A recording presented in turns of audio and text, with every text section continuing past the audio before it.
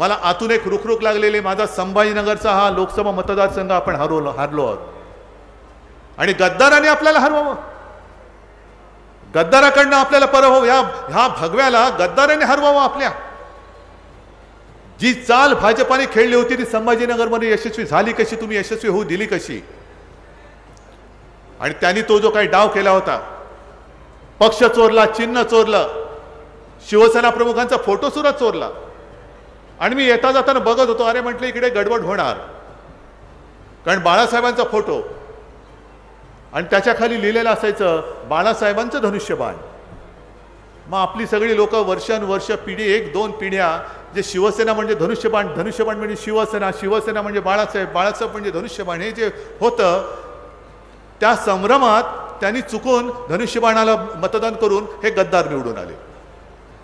माझं आज त्यांना आव्हान आहे, मागे सुद्धा बोललो होतो, आता तर सगळं स्वच्छ झालेलं आहे. मी मशाल घेऊन मैदानात उतरलो, ह्या सगळ्या माझ्या मशाली माझ्या समोर आहेत.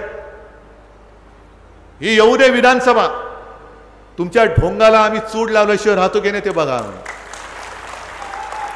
अरे चोरून नेता विजय आमचा, आमच्या बाले किल्ल्यामध्ये गद्दारी करून तुम्ही आमच्या छाताडावरती बसता.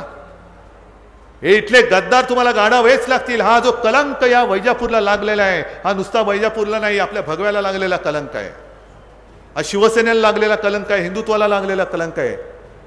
आणि तो गद्दारीचा बट्टा आपल्या कपाळावरती या गद्दाराने जो मारलाय तो कायमचा पुसून टाकण्यासाठी पुन्हा आताही वेळ येते. आहेत विषय अनेक आहेत. अजूनही तुम्ही सगळीकडे जमलेले शेतकरी सगळे आहेत. पीक विमा तुम्हाला मिळालाय का रे? नाही, जरा हात वर करून सांगा. मिळाला असेल तरी सांगा, नसेल तर नाही सांगा. अरे घोषणा तर झाल्या ना, 1 रुपयात पीक विमा मिळालाय. बरं खरोखर कर्ज किती लोकांना मिळाले बँकेकडनं? अजूनही कर्ज देत नाही. सरकारचा आदेश बँका धुडकावत आहेत. केवढ्या बँका माजल्यात बघा. पीक विमा सरकारचं देणं बाकी आहे, सरकारकडनं पैसा येणं बाकी आहे. म्हणजे माझ्या हक्काचा आहे. जो शेतकरी कष्ट करून पिकवतोय, तुला हक्काचं नाही देणार, पण तुला मी, तू भिकेचा कटोरा घेऊन ये, मी तुझ्या कटोऱ्यात भीक टाकेन. मला नकोय तुमची भीक. आमच्या मताच्या भिकेवरती तुम्ही त्या खुर्चीत बसलात आणि तुम्ही आम्हाला भीक देण्याच्या लायकीचे नाही आहेत. आम्ही तुमच्या हातात कटोरा देतोय. चले जाओ सांगा या गद्दारांना. या गद्दारांना सांगा चालतो इथून. खरं म्हणजे हा वैजापूर म्हटल्यानंतर वाणी साहेब हे नातं विसरूच शकत नाही. त्या कालवा, नांदूर माध्यमेश्वर कालव्याचे जनक त्यांना म्हणतात. त्यांनी हा प्रयत्न त्यांनी नसता केला तरी कामच झालं नसतं. आणि आपलं सरकार असताना सुद्धा हे मराठवाडा वॉटर ग्रीड जे आहे, हे जे बोंबलतात ना, ठाकरे सरकारने काय नाही केलंय. मी 1100 कोटी या योजनेसाठी दिले होते. हे काय सांगतात? अनेक कामं आपण केली. जसं मुंबईचा जो सागरी महामार्ग आहे, स्वप्न शिवसेनेचं, मुंबई महापालिकेने तो पूर्ण केला. आणि टिकोजीराव त्यांचे फोटो लावत आहेत. मुंबईसाठी महामार्ग. अरे लोकांना माहिती आहे हा महामार्ग तू नाही केलास, हा शिवसेनेने केलेला आहे, मुंबई महापालिकेने केलेला आहे. तशी अनेक कामं आहेत. पण आजचं हे जे सरकार आहे, का आम्हाला उगाचच बसायचं सत्तेवर, पण शेतकरी खुश नाही आहेत. बरं माझं आव्हान आहे की कोणत्याही माझ्या ताईला जाऊन विचारा, भगिनीला जाऊन विचारा की तुला 1500 रुपये मिळत आहेत, तुझं घर चालतंय का? घर चालतंय 1500 रुपये? गेल्या 1-1.5 महिन्यापूर्वी मी संभाजीनगरला आलो होतो. असाच मेळावा होता आणि येताना मला वाटतं अंबादास खैरे साहेब तुम्ही पण होता. आपण एका बांधावरती उतरलो शेतकऱ्याच्या, आणि तिकडे कामगार मजूर महिला होत्या, सगळ्या जमल्या बाजूला. म्हटलं काय ग ताई, चांगलं चाललंय ना? ती बिचारी बघायला लागली. चांगलं चाललंय बोलतोय, काय चांगलं चालायचं ह्याच्यामध्ये? म्हटलं 1500 रुपये मिळतात ना तुला? तुला 1500 रुपयात घर चालतंय वय? या पोराला ॲडमिशन कुठून देणार मी? एक छोटं बाळ होतं तिचं, 5-7 वर्षाचं असेल. याला शाळेत ॲडमिशन द्यायची आहे, 1500 रुपयात ॲडमिशन कशी मिळणार? पण एका गोष्टीचं मला समाधान आहे, माझ्यासोबत जे शिवसैनिक होते त्यांनी त्याची नोंद घेतली. आणि एक 8-10 दिवसानंतर अंबादासने मला फोन करून सांगितलं की उद्धवजी, त्या ताईचा जो मुलगा होता ना, त्याची ॲडमिशनची सोय शिवसेनेने केलेली आहे. शिवसेनेने त्याच्या शिक्षणाची जबाबदारी घेतली. म्हणजे एका बाजूला महागाई वाढवत जायचं, निवडणुका आल्यानंतर काहीतरी योजना द्यायच्या, योजना दिल्यानंतर लोक फसतात.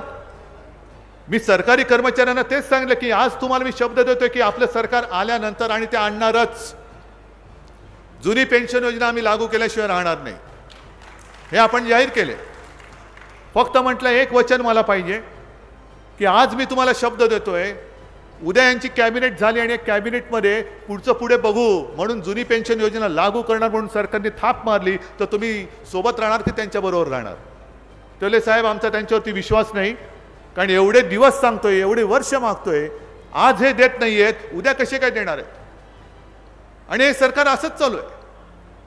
एका बाजूला जो छत्रपती शिवरायाच्या पुतळ्याचा उल्लेख संजय राऊत यांनी केला, असा छत्रपतींचा अपमान हा कधी महाराष्ट्रामध्ये काय अख्ख्या जगात कुठे झालेला नव्हता. महाराजांचा पुतळा दिमाखाने उभारला गेला पाहिजे. अरे पेलवत नाही तर उभारू नका, पण उगाच मतं मिळवण्यासाठी तुम्ही आमच्या भावनेशी आणि दैवताशी खेळ करू नका. आणि मोदी बुवा जे सांगतात की जे काँग्रेसने नाही केलं ते मी करून दाखवलं, अहो मोदीजी, तुम्हीच उभारलेला पुतळा 8 महिन्यामध्ये पडलेला आहे, कोसळला, वाऱ्याने कोसळला, वाऱ्याने पुतळा कोसळला, वाऱ्याने पुतळा कोसळला. यांचं राम मंदिर गळते, लोकसभा गळते, आणि आज बातमी आले एवढ्या वर्षानंतर ताजमहाल गळायला लागला मोदींच्या राज्यामध्ये. म्हणजे तो कधी घडलेलं नव्हतं. म्हणजे ह्यांचं आता पुढचं निवडणुकीचं घोषवाक्य असेल, गळवून दाखवलं, सगळं मंदिर गळते, हे गळते, ते गळते, गळती सरकार. आणि तुम्ही आमच्यावरती नादानपणा करून, घटनाबाह्य सरकार आमच्यावरती लादून तुम्ही महाराष्ट्राची विल्हेवाट लावता आहात. शेतकरी उपाशी आहे, कामगार नाही आहे. ज्या पद्धतीने आपण चाललेलो आहोत, सफाई मजदूर कामगारांची जी पदं आहेत, इकडे त्याची जाहिरात आली असेल, कल्पना नाही मला, पण मुंबईमध्ये सफाई कामगारांच्या पदासाठी 46,000 अर्ज आलेत आणि त्यातले बहुतांश मुलं हे पदवीधर आहेत. मग काय उपयोग आहे? आम्ही शिक्षण मोफत देऊ आणि काय झाडू मारायला लावू? एक तर शिक्षणाचा पत्ता नाही, शिक्षण झाल्यानंतर नोकरीचा पत्ता नाही, नोकरी केल्यानंतर पुन्हा पेन्शनचा पत्ता नाही. हे बरे टिकोजीराव, या पक्षातून त्या पक्षात, त्या पक्षातून त्या पक्षात, यांचं सगळं खाऊन पिऊन मस्त चाललेलं आहे. पण माझी भरडली जाते, ती जनता भरडली जाते. आज मुद्दा म्हणून आलोय ते मी परत तुम्हाला सांगावलं की मी मशाल पेटवायला आलेलो आहे. मशाल तुम्ही पेटवणार आहात की नाही? गेल्या वेळेला आपल्याला मशालीचा प्रचार करायला वेळ नाही मिळाला, पण आजपासून तुमच्याकडनं वैजापूरमध्ये प्रत्येक घरामध्ये मशाल ही पोचलीच पाहिजे, हे वचन मला तुमच्याकडनं पाहिजे. देताय वचन?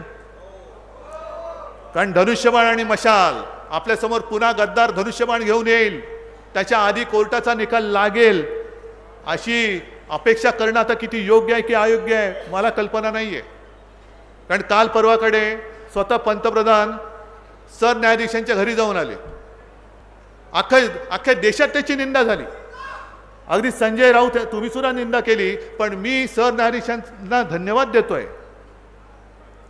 तुम्ही म्हणाल का?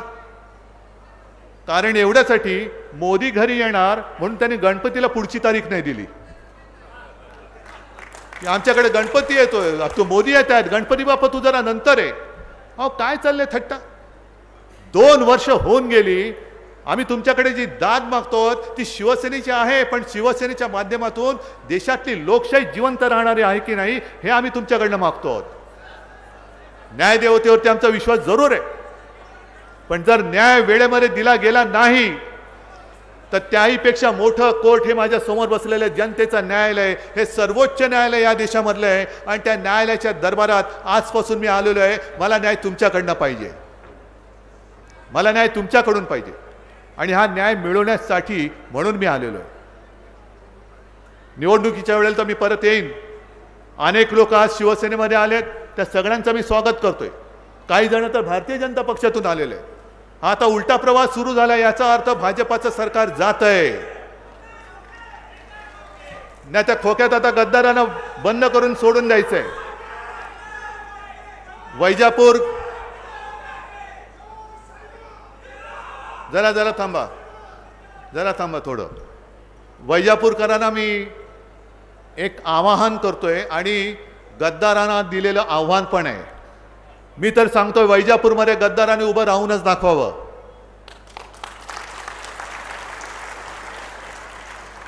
आणि जो आत्ताचा गद्दार आहे जरा थांब रे. जर या गद्दाराला एक जाणीव पाहिजे होती की खरं ह्या मतदारसंघावरती हक्क होता तो आमच्या वाणी साहेबांचा होता. पण वाणी साहेबांना मी विचारलं होतं त्यावेळेला. वाणी साहेब म्हणाले की उद्धवजी आता मी लढलो ना, तुम्ही याला द्या, हा निवडून येईल. म्हटलं अहो मला तुम्हाला उमेदवारी द्यायची. तुला नाही नाही साहेब याला द्या, पुढची नवीन माणसं तयार केली पाहिजेत. आज वाणी साहेब असते तर या गद्दाराला उलटा टांगून चोपला असता त्यांनी. तू वाणी साहेबांच्या उपकाराची परतफेडी गद्दारीने केलेली आहेस. आज वाणी साहेब आमच्यात नसले तर या प्रत्येकाच्या मनामध्ये वाणी साहेब बसलेले आहेत.